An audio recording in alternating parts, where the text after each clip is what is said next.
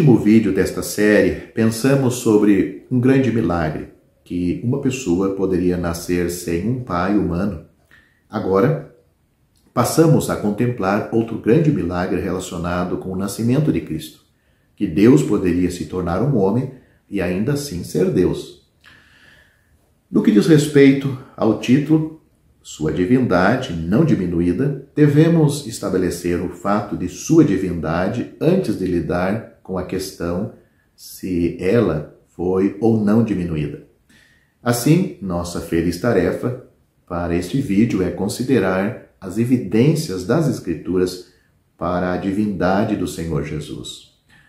Na verdade, já vimos provas abundantes de sua divindade em vídeos anteriores, aqueles intitulados, aqueles vídeos que coloquei o título Sua Filiação Eterna.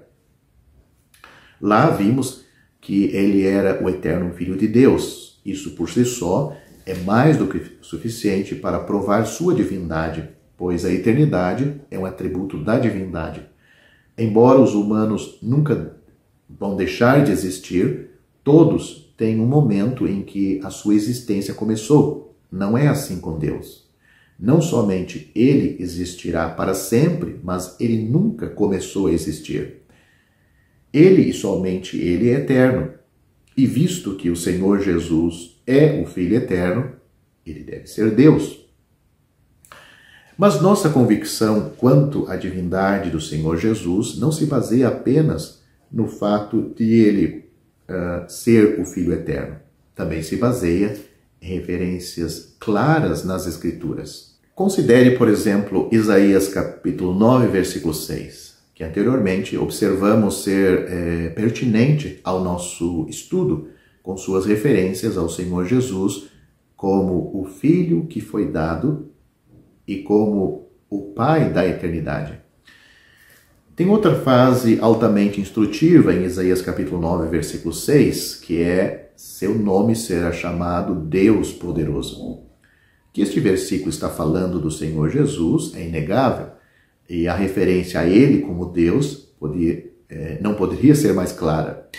No entanto, diante de tal evidência, alguns estão tão determinados a negar sua divindade que se esforçam desesperadamente para tentar explicar este versículo. É assim, eles dizem que ele é o Deus poderoso, mas não o Deus todo-poderoso. Não é preciso muito análise para ver a tolice de tal afirmação. Por um lado, se um é chamado de Deus, então isso estabelece a pessoa como Deus, quer o adjetivo usado para descrevê-lo seja poderoso ou todo-poderoso. Além disso, há outras referências no Antigo Testamento ao Deus poderoso e em cada caso não há a menor dúvida de que é o Senhor, Jeová, quem está sendo referido tal adjetivo, sendo chamado Jeová de poderoso, quando ali o Filho também é chamado de poderoso, Deus poderoso. Em Isaías capítulo 10, versículo 21, Jeová é chamado de o Deus poderoso. E ninguém sugeriria que é uma diminuição de sua divindade, pois que a palavra poderoso é usada para ele em vez de todo-poderoso. Então chegamos ao primeiro versículo do Evangelho de João. João capítulo 1, versículo 1 diz: no princípio era o Verbo, e o Verbo estava com Deus, e o Verbo era Deus.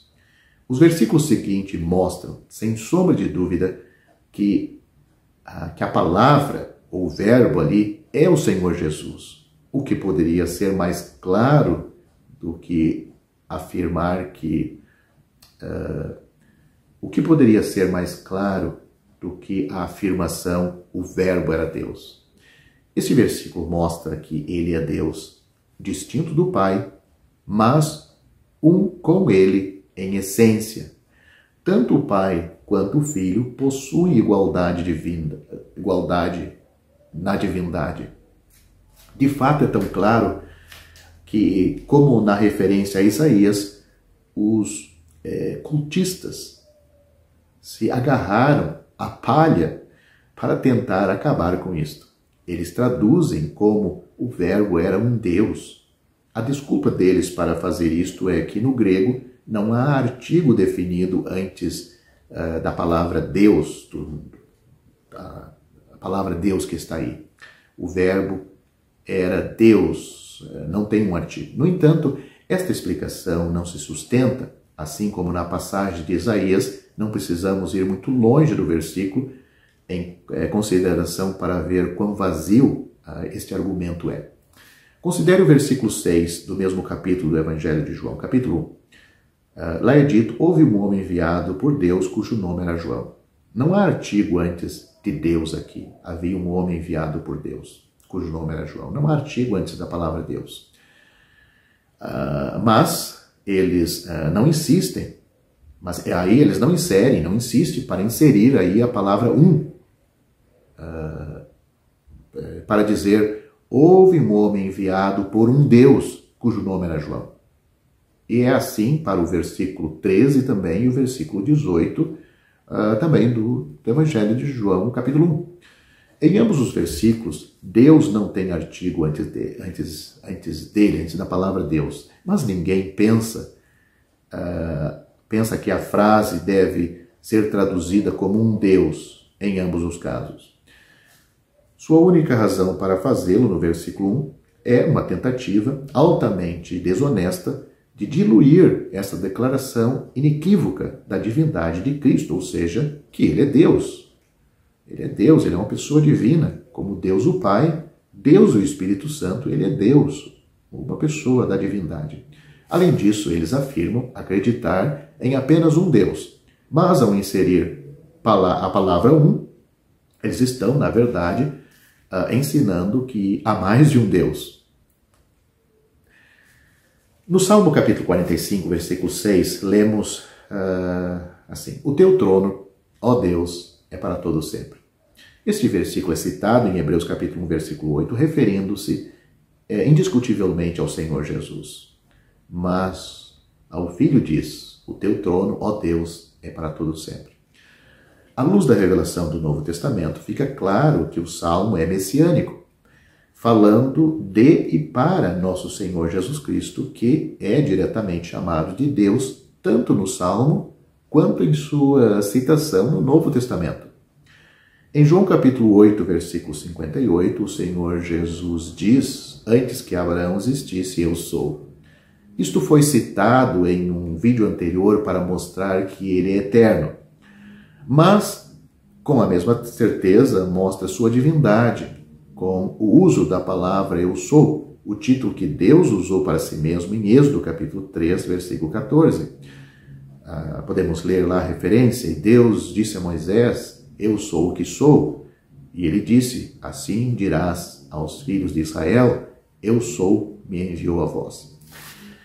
Aqueles que ouviram o Senhor Jesus usar o termo eu sou de si mesmo, certamente entenderam isto como uma reivindicação à divindade, pois lemos no versículo seguinte que eles pegaram em pedras para atirar nele, o castigo por blasfêmia.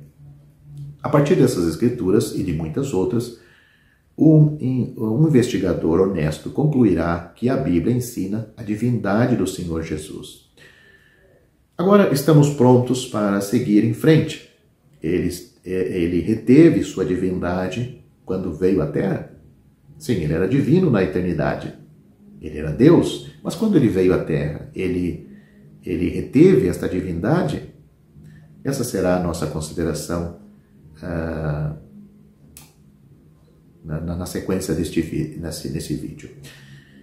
Começo respondendo a essa pergunta com um enfático sim. A maneira pelo qual o Senhor Jesus Cristo, enquanto esteve aqui na Terra, falou de Deus como seu Pai, constituiu uma afirmação de divindade. No capítulo 5, versículo 18 do Evangelho de João, mostra isto.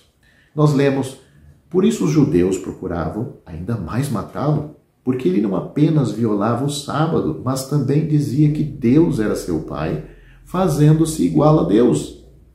Em João capítulo 10, versículo 30, o Senhor Jesus declara: eu e meu Pai somos um.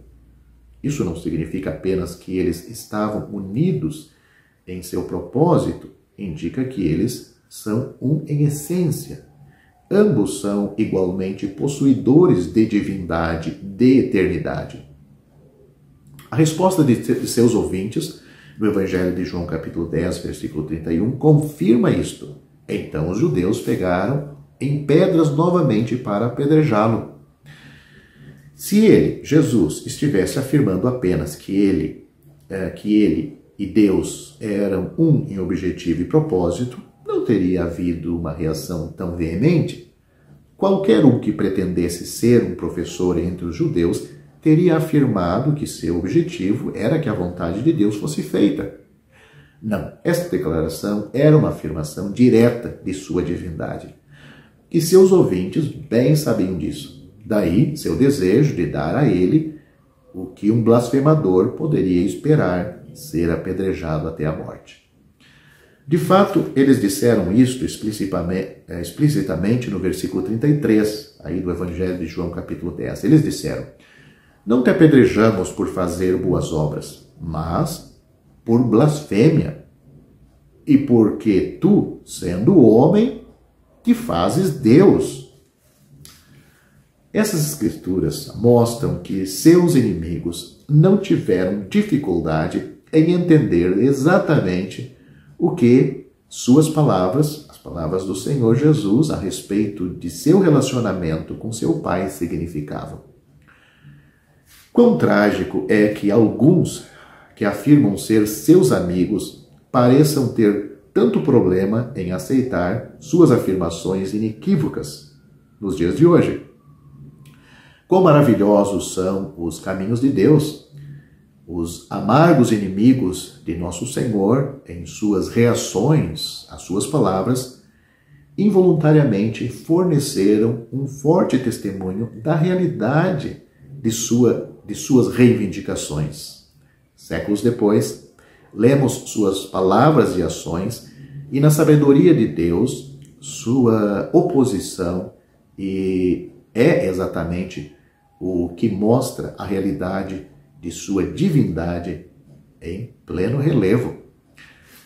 A reação deles à cura do paralítico em Marcos capítulo 2, versículos 1 a 12, nos dá outro exemplo disto. O Senhor Jesus diz ao homem: os teus pecados te são perdoados. No versículo 5, os escribas responderam: por que este homem fala assim blasfêmias? Quem pode perdoar pecados senão Deus? No versículo 7 temos esta expressão. O segundo ponto deles estava correto. Somente Deus pode perdoar pecados. E o Senhor Jesus não contestou este fato. Onde eles estavam errados foi em seu primeiro ponto: não reconhecer que aquele que perdoou os pecados deste homem é realmente Deus. E ao curar o homem, ele provou que tinha autoridade para perdoar pecados. Isso está claro no versículo 10 deste capítulo. E, em outras palavras, que ele é Deus. Assim, mais uma vez, a oposição de seus inimigos é maravilhosamente usada por Deus para mostrar exatamente o oposto do que eles estavam tentando provar. Após a ressurreição do Senhor Jesus, quando Tomé o viu, ele exclamou: meu Senhor, meu Deus. João capítulo 20, versículo 28. Sem dúvida, Tomé acreditava que este homem, Jesus, com quem estava face a face, era Deus. Se Tomé estivesse enganado, o Senhor não teria hesitado em corrigi-lo. Pelo contrário, Jesus aceitou plenamente a atribuição da divindade. Da mesma forma, ele aceitou a adoração não apenas após sua morte e ressurreição, como nós temos registrado em Mateus capítulo 28, versículos 9 e 17, mas também antes da sua morte e ressurreição. Temos isto em Mateus capítulo 8, versículo 2, capítulo 14, versículo 33, capítulo 15, versículo 25 e capítulo 20, versículo 20. Tudo isto está em nítido contraste com o anjo diante do qual João se prostrou para adorar em Apocalipse capítulo 22. O idoso apóstolo é informado: olha, não faça isto, porque eu sou o teu conservo, adora a Deus. O Senhor Jesus nunca disse tal coisa e nunca disse tal coisa de seus adoradores, pois ao adorá-lo, eles estavam adorando aquele que é Deus, digno de ser adorado. As epístolas também dão testemunho desta verdade. Paulo diz, escrevendo a Timóteo, sem dúvida grande é o mistério da piedade, Deus se manifestou em carne. 1 Timóteo capítulo 3, versículo 16. Verdadeiramente, aquele que veio é Deus manifestado em carne. Ele não deixou de ser Deus quando veio. Paulo também escreve, porque nele habita corporalmente toda a plenitude da divindade. Colossenses capítulo 2, versículo 9. A palavra divindade aqui não denota apenas os atributos de Deus, significa muito mais a própria essência da divindade. Que isso venha até nós em toda a sua força, essas duas palavras, divindade e corporal, estão juntas lado a lado em um verso. Por quê? Porque ambos ou ambas são verdadeiras ou verdadeiros em relação ao nosso Senhor Jesus Cristo. Um que tem um corpo único, no qual a plenitude da divindade habita permanentemente.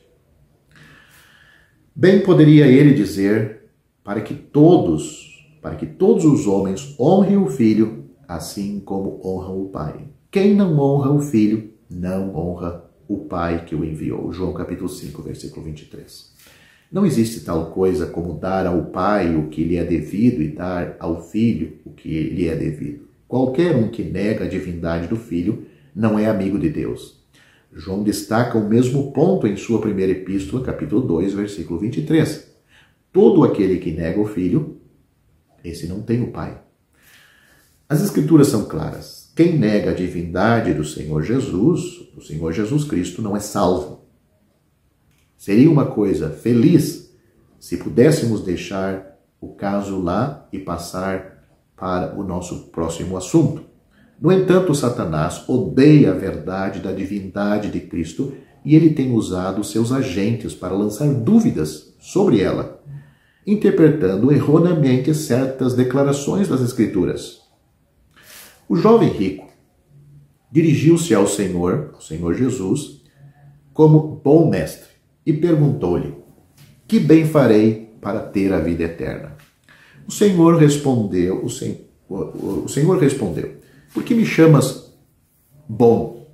Não há outro bom senão um, isto é, Deus. Mateus capítulo 19, versículos 16 e 17. Alguns afirmam que aqui o Senhor Jesus está dizendo que ele não é Deus. No entanto, o contrário é o caso. O jovem rico se enganou em 2 pontos. Primeiro, ele pensou que poderia obter a vida eterna por suas próprias obras. Segundo, ele só reconheceu Jesus como um bom professor, não como Deus. A resposta do Senhor aponta a inconsistência do que o homem estava dizendo. Se ele, Jesus, não é Deus, o homem não pode corretamente chamá-lo de bom. Ele não está negando que ele é bom ou que ele é Deus. Ele está mostrando ao homem que ele, Jesus, é bom, porque ele, Jesus, é Deus. Ao contrário de ser uma negação de sua divindade, é uma afirmação dela. Jesus não está negando que ele é divino. Pelo contrário, ele está afirmando que ele é Deus. Outra escritura, frequentemente citada por aqueles que negam a divindade de Cristo, é sua declaração quando ele diz: meu Pai é maior do que eu. João capítulo 14, versículo 28. No entanto, um pouco antes, neste vídeo, consideramos o reconhecimento de seus inimigos de que ele estava se fazendo igual a Deus. É João capítulo 5, versículo 18, ainda lembra? Estes dois versículos do Evangelho de João estão se contradizendo? Claro que não. A chave, como sempre, é o contexto. Leia capítulo 14, versículo 28 do Evangelho de João. Os discípulos estavam tristes porque Jesus, estava prestes a deixá-los. Mas se o amor deles por ele fosse como deveria ter sido, eles ficariam felizes por causa dele. Por quê? Seu Pai estava na glória, sendo adorado no céu. Em contraste, ele, o Senhor Jesus, estava em humilhação, em um mundo onde ele não era reconhecido. Nesse sentido, nessa época, o Pai era maior do que ele. Não maior em essência. Ambos eram igualmente Deus, mas maior porque ele, o Pai, estava em uma esfera onde sua glória era vista e reconhecida.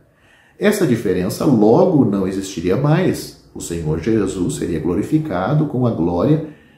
Como ele disse, ele tinha. Ele disse, eu tinha contigo antes que o mundo existisse. João capítulo 17, versículo 5. Os discípulos deveriam ter ficado felizes com isto.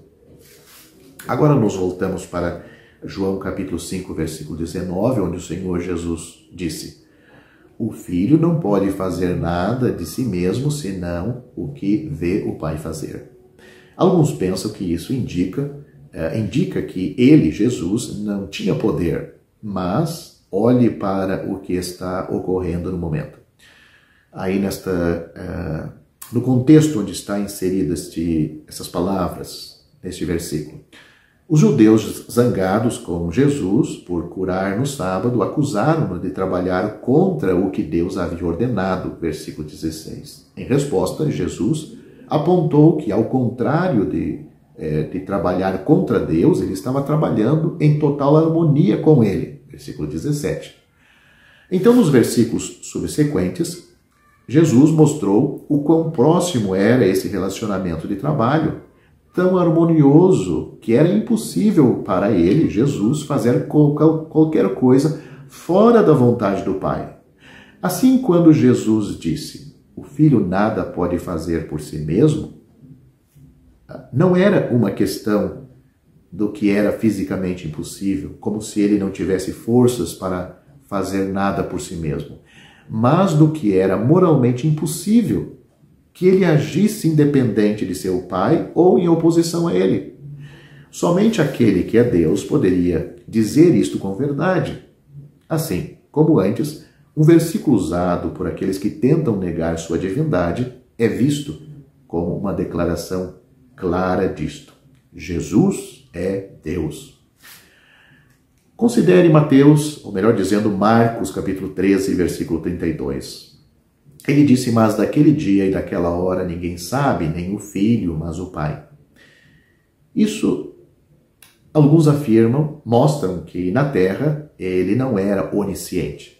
A onisciência de nosso Senhor, quando na Terra é explicitamente declarado e frequentemente aludida, por exemplo, agora temos certeza de que tu sabes todas as coisas. João capítulo 16, versículo 30, é uma alusão que ele era onisciente. Os discípulos estão dizendo para ele. Outro versículo, Senhor, tu sabes todas as coisas. João capítulo 21, versículo 17. Outra citação, por exemplo, ele conhecia os pensamentos das pessoas em Lucas 6 e 8.